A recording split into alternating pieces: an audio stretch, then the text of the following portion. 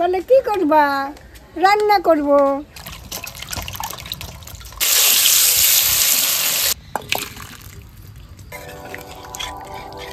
এখন আমি মশলার গুঁড়িটা দিয়ে দিচ্ছি।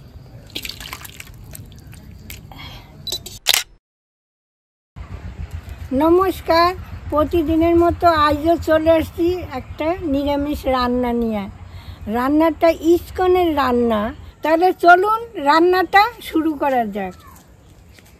ও ঠাকমা, এই কাঠ দিয়ে কি করবে? রান্না করব। বৃষ্টি আসলে ভিজে যাবো গো। বলে কি করবা? রান্না করব।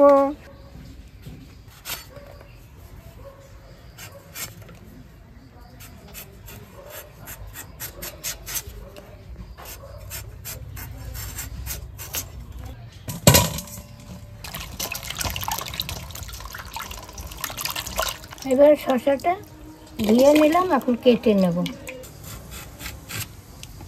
আরো পাকলে আরো ভালো। পনিরটা এখন কেটে নিচ্ছি।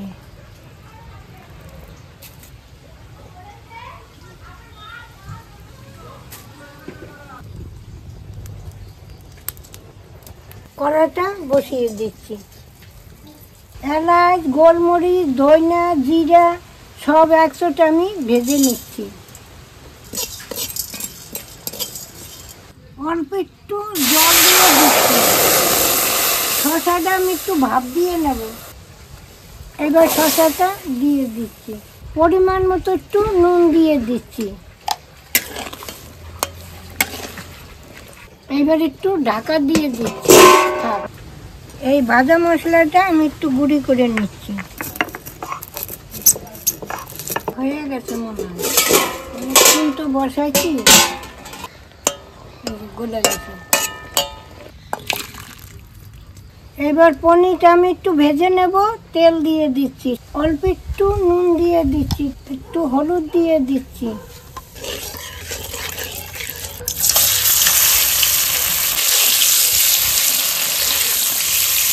এবার আমি পনিরগুলো ভেজে নিচ্ছি, একটু তুলে নিচ্ছি। তেজপাতাটা ফোড়ন দিয়ে দিচ্ছি। এই রাঁধুনিটাও ফোড়ন দিয়ে দিচ্ছি। এবার এই আদাটা ফোড়ন দিয়ে দিচ্ছি। পরিমাণ মতো হলুদ দিয়ে দিচ্ছি। এবার একটু কাশ্মীর লঙ্কার গুঁড়ি দিয়ে দিচ্ছি। একটু জল দিয়ে নাড়াচাড়া করে নেব। এবার দুটো লঙ্কা চিরা দিয়ে দিচ্ছি। পরিমাণ মতো নুন দিয়ে দিচ্ছি। একটু চিনি দিয়ে দিচ্ছি পরিমাণ মতো। এইবারে জল দিয়ে শসাটা দিয়ে দিচ্ছি।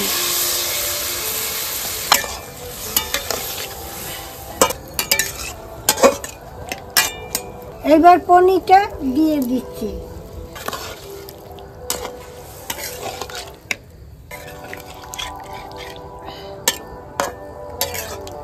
দেখুন কি সুন্দর ফুটেছে, কালারটাও কত সুন্দর।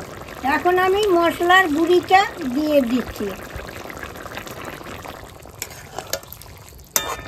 এবার একটু গরম মশলার গুঁড়ি দিয়ে দিচ্ছি। অল্প একটু ঘি দিয়ে দিচ্ছি। এই কাতুরি মেথিটা ডলে আমি এখন দিয়ে দিচ্ছি।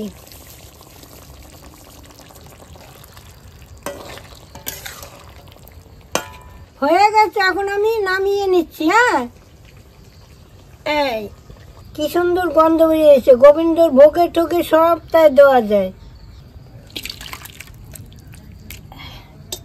আপনাদের তো একটা রান্না করে দেখাইলাম। আপনারা অবশ্যই এই রান্না করে খেয়ে দেখুন, হিব্বি লাগবে খেতে।